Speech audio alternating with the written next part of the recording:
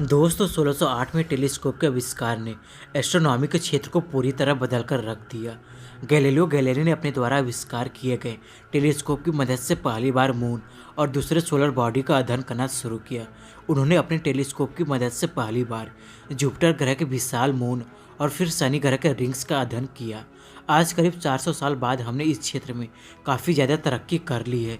वर्तमान समय में हमारी धरती में कई विशालकाय ग्राउंड बेस्ड टेलीस्कोप और रेडियो टेलीस्कोप मौजूद है, जिनकी मदद से हम कई लाइट ईयर दूर पर मौजूद तारों और उनका चक्कर लगा रहे ग्रहों का अध्ययन करने में सक्षम हो गए। पर ग्राउंड बेस्ड टेलीस्कोप को धरती से स्पेस का अध्ययन करने में कई परेशानियों का सामना करना पड़ता है, जिसकी वजह से इनकी रेंज और एक्यूरेसी काफ़ी कम हो जाती है। जिससे पार आने के लिए हमने स्पेस टेलीस्कोप का सहारा लिया, जो कि धरती के ऑर्बिट में मौजूद रहकर स्पेस का अध्ययन करने में सक्षम थे। अब इससे आगे बढ़ते हुए अमेरिकी स्पेस एजेंसी, नासा और दुनिया भर के कई वैज्ञानिक हमारे मून के डार्क साइड पर 1 किलोमीटर विशालकाय रेडियो टेलीस्कोप का निर्माण करने की योजना पर काम कर रहे हैं। पर आखिर वैज्ञानिक मून के डार्क साइड में रेडियो टेलीस्कोप का निर्माण क्यों करना चाहते हैं और कैसे यह टेलीस्कोप हमारे ब्रह्मांड की शुरुआत और डार्क मैटर का एक नए सिरे से अध्ययन करने में काफ़ी मदद कर सकता है, यह सब जानेंगे आज के इस वीडियो में हम। तो हेलो गाइज, मैं हूं अनीस और आप देख रहे हैं स्पेस गाइडर। सो गाइज चलिए शुरू करते हैं। रेडियो एस्ट्रोनॉमी का एक सब फील्ड होता है जहां दूसरे सेलेस्टियल ऑब्जेक्ट का अध्ययन रेडियो फ्रिक्वेंसी में किया जाता है, जिसकी मदद से हम ऐसे फेनोमिनन और सेलेस्टियल बॉडी को देख और उनका अध्ययन कर सकते हैं जो कि दूर इलेक्ट्रोमैग्नेटिक स्पेक्ट्रम में इनविजिबल रहते हैं। हमारी धरती में कई विशालकाय रेडियो टेलीस्कोप मौजूद है जो कि लगातार हमारे सौरमंडल और हमारे ब्रह्मांड का अध्ययन करते हैं। धरती पर मौजूद लगभग हर तरह के इलेक्ट्रॉनिक इंस्ट्रूमेंट में रेडियो वेव इमिट करते हैं और साथ ही हमारे धरती का डेंस एटमॉस्फेयर स्पेस से आने वाले कई रेडियो सिग्नल्स को वापस स्पेस में रिफ्लेक्ट कर देता है। ऐसे में धरती पर मौजूद रेडियो टेलीस्कोप कॉस्मोस से आने वाले रेडियो सिग्नल्स का अध्ययन करने के लिए बेहद ही ज़्यादा परेशानियों का सामना करना पड़ता है। ऐसे में हमारी आकाशगंगा और दूर ब्रह्मांड से आने वाले रेडियो वेव का अच्छे से अध्ययन करने के लिए नासा के कुछ वैज्ञानिकों ने मून के डार्क साइड में एक विशालकाय रेडियो टेलीस्कोप बनाने का सुझाव दिया है। दरअसल दोस्तों, हमारे मून पर किसी प्रकार का एटमॉस्फेयर नहीं है और साथ ही यह हमारी धरती से एक तरह से टाइटली लॉक्ड है, जिसकी वजह से इसका एक साइड हमेशा धरती की तरफ और दूसरा साइड हमेशा धरती के विपरीत दिशा में रहता है। ऐसे में मून का डार्क साइड पृथ्वी से आने वाले रेडियो इंटरफेरेंस से दूर रहता है, जिसके कारण इस जगह से हमारे आकाशगंगा और हमारे ब्रह्मांड से आने वाले रेडियो वेव का सटीक अध्ययन किया जा सकता है। ऐसे में नासा के कई वैज्ञानिकों ने मून के डार्क साइड में मौजूद क्रिएटर पर विशाल रेडियो टेलीस्कोप स्थापित करने का सुझाव दिया।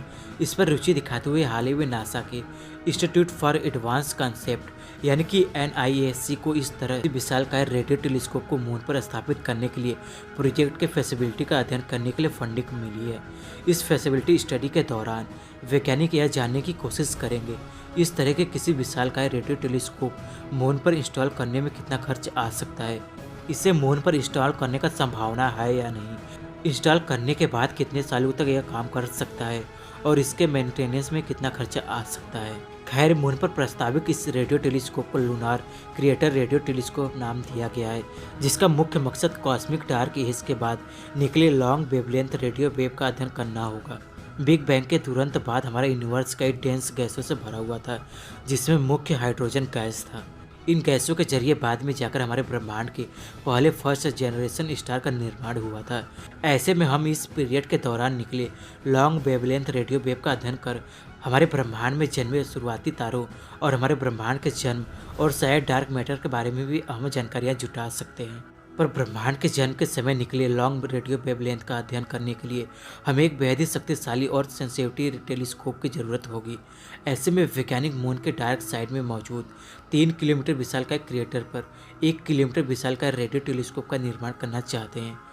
कंपेरिजन के लिए हमारी धरती पर मौजूद सबसे विशालकाय radio telescope 500 metre aperture spherical telescope है, जो कि करीब 500 मीटर विशाल है। वहीं अरेबिका ऑब्जर्वेटरी धरती पर मौजूद दूसरा सबसे विशाल रेडियो टेलीस्कोप था, जो कि करीब 305 मीटर विशाल था। धरती पर मौजूद यह विशालकाय टेलीस्कोप कई हजारों रिफ्लेक्टिंग पैनल से बने हुए होते हैं, जो कि रेडियो वेव को केबल से लटके हुए इसके मेन रिसीवर की ओर भेजते हैं। पर अपने विशालकाय आकार के बावजूद धरती पर मौजूद यह विशालकाय टेलीस्कोप भी 14 फीट से ऊपर वेवलेंथ का अध्ययन करने में सक्षम नहीं है। सामान्य तौर पर धरती पर मौजूद इन रेडियो टेलीस्कोप के निर्माण के लिए कई अलग अलग तरह के इंस्ट्रूमेंट और बेहद ही ज़्यादा रॉ मटेरियल की ज़रूरत होती है। ऐसे में मून पर इसी तरह के रेडियो टेलीस्कोप के निर्माण के लिए ज़रूरी हजारों रिफ्लेक्टिंग पैनल और दूसरे रॉ मटेरियल को मून तक ट्रांसफ़र करना बेहद ही चुनौतीपूर्ण और महंगा साबित होगा। इससे बचने के लिए वैज्ञानिकों ने कुछ ऐसे तरीके सुझाए जिनके लिए हम बेहद ही कम रिसोर्सेज का उपयोग करते हुए एटॉमिक रोबोट्स की मदद से मून पर लोनार्ड टेलीस्कोप का निर्माण कर सकते हैं। इसमें सबसे बड़ा सुझाव यह है कि धरती पर मौजूद टेलीस्कोप के निर्माण में उपयोग होने वाले लोनार्ड टेलीस्कोप को बनाने में वायर मेश का उपयोग किया जाएगा। वायर मेश के जरिए क्रिएटर के सेंटर में एक तरह के रिफ्लेक्टिंग शील्ड का निर्माण किया जाएगा जो कि रेडियो वेव को इसके रिसीवर की ओर भेजने का काम करेगा। पर इस प्रस्तावित मिशन के सामने कुछ चुनौतियां भी मौजूद हैं, जैसे कि इस मेश नेटवर्क का डिजाइन और स्ट्रक्चर बेहद ही सटीक होना चाहिए ताकि रेडियो टेलीस्कोप सही तरीके से काम कर सके।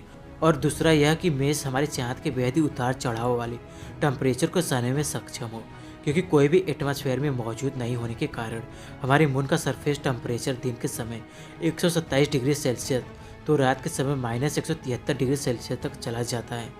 ऐसे में मून का यह variable temperature lunar radio telescope के सभी इंस्ट्रूमेंट के लिए बेहद ही खतरनाक साबित हो सकता है। अभी तक नासा के लूनार क्रिएटर टेलीस्कोप को पूरी तरह मंजूरी नहीं दी गई है।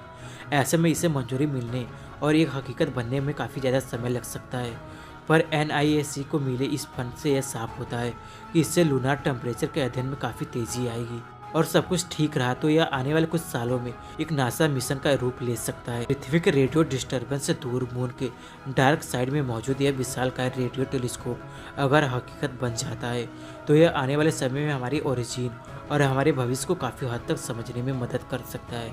ऐसे में नासा की इस रेडियो टेलीस्कोप के बारे में आप क्या सोचते हैं, हमें नीचे कमेंट करके जरूर बताएं। सो गाइज, ऐसे इंटरेस्टिंग वीडियो देखने के लिए हमारे चैनल स्पेस गाइडर को सब्सक्राइब करना ना भूलें। सो गाइज, मैं मिलता हूँ आपसे एक नए वीडियो में नए टॉपिक के साथ। तब तक के लिए bye guys and take care.